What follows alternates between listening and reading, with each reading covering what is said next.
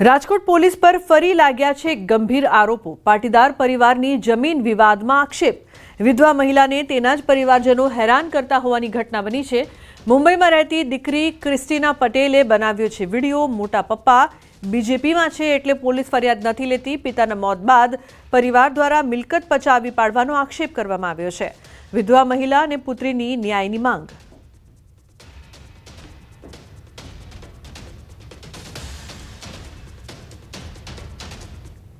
मेरे फादर की डेथ के बाद मैं बहुत कुछ फेस कर रही हूँ। 1 साल से मेरे फादर की फैमिली ने मतलब सारी प्रॉपर्टीज ले ली, सब ले लिया, बट मुझे उससे कोई फर्क नहीं पड़ा। हमने कोई रिएक्शन नहीं लिया, हमने लीगल एक्शन लिया जो यूजुअली सब करते हैं। बट अभी थोड़े टाइम बाद मैं जब मुंबई आई तो मॉम वहाँ पे अकेले रह रही है।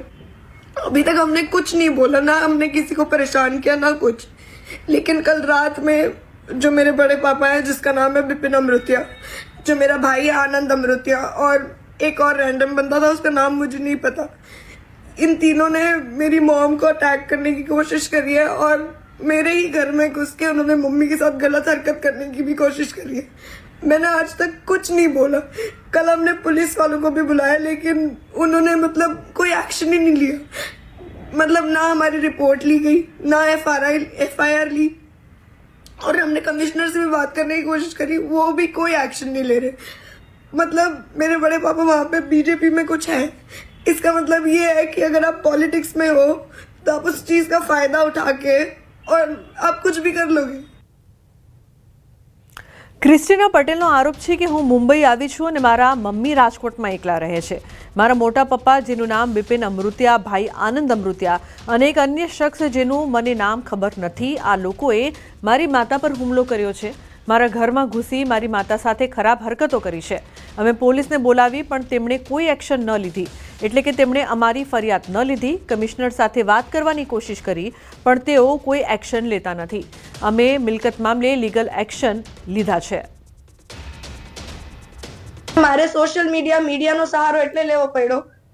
પોલીસ વાળા અમને જવાબ નથી આપતા। તમારી મમ્મી રાતના 12 વાગે પોલીસ સ્ટેશને ગઈ, 2 કલાક સુધી બેઠી કે FIR પાડવી છે।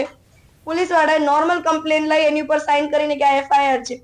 એ હું તમને કાગળિયો બતાવીશ, તમને લાગશે કે FIR છે? કોઈ અભણ માણસ હશે ને એમ કહી દેશે કે એ FIR નથી। તો મારો કહેવાનો મતલબ એમ છે કે તમે બીજેપીના કાર્યકર્તા છો, મતલબ તમે ગમે એનું મર્ડર કરી નાખશો કે ગમે એને મારી નાખશો, ગમે એને ટોર્ચર કરશો કે ગમે એને ગમે એટલો અત્યાચાર કરશો, તમારી ઉપર કાંઈ એક્શન નહીં લો। મારી ઘરે અચાનકનો 10:30 પોણા 11 એને બેલ મારી, એટલે મને તો કઈ ખબર નહોતી, એટલે મેં સીધો દરવાજો જ ખોલી દીધો।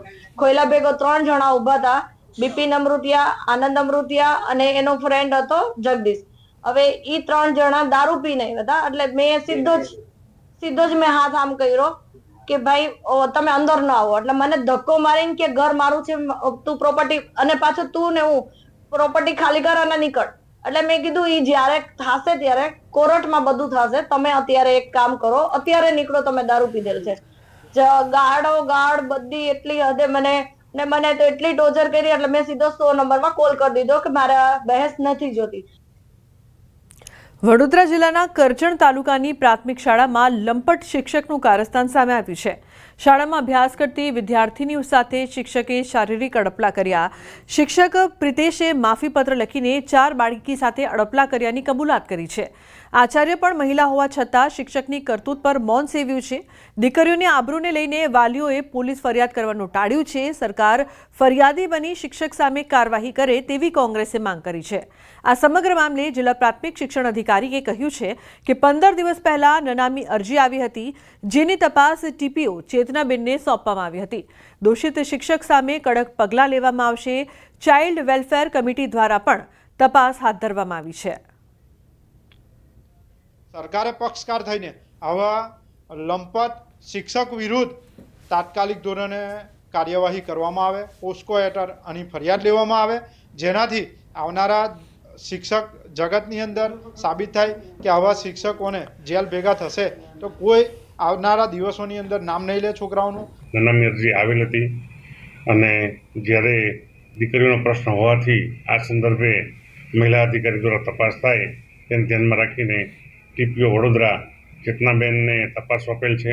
શિક્ષકને બદલી તેમજ સસ્પેન્શન સુધીની પણ કાર્યવાહી કરવામાં આવશે.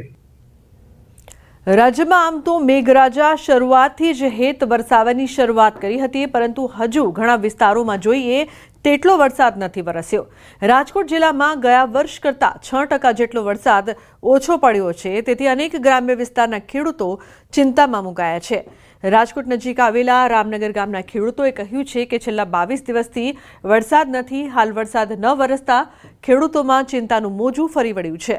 હાલમાં ખેત પાકોને પિયત કરવાની જરૂર પડી રહી છે, પરંતુ વીજળીના પણ ધાંધિયા છે અને જો અત્યારે પિયત કરી દેવામાં આવે તો શિયાળુ પાક માટે પાણી ન બચે.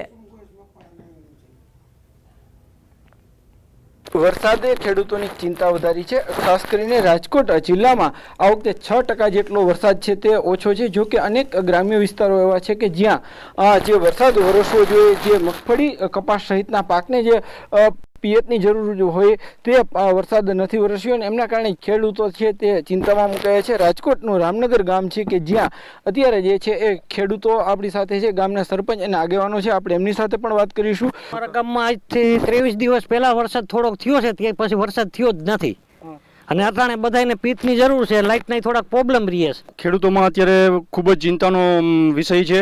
સૌપ્રથમ તો ન્યૂઝ 18 ગુજરાતી ચેનલને અમે ખૂબ જ ધન્યવાદ આપીએ છીએ કે ખેડૂતની વેદના સાંભળવા માટે ડાયરેક્ટ ખેડૂતના ખેતરે આવી પહોંચી છે.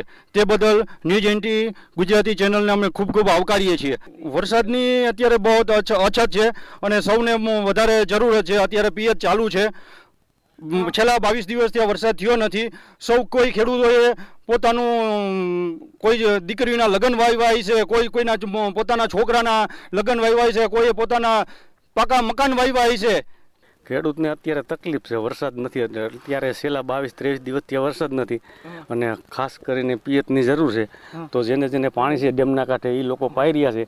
જે પાછળ સીમમાં વાળ્યું છે એને પાણી પણ નથી, પાણીનો પ્રોબ્લેમ છે અને વરસાદની ખૂબ અછત છે. છતાંય રાજકોટ શહેરમાંથી કે અમે ટીવીમાં સાંભળીએ ત્યારે એમ કહે છે કે જરૂર કરતાં ઝાઝો વરસાદ આટલા ટકા થયા છે, પણ ખરેખર એ વસ્તુ ખોટી છે.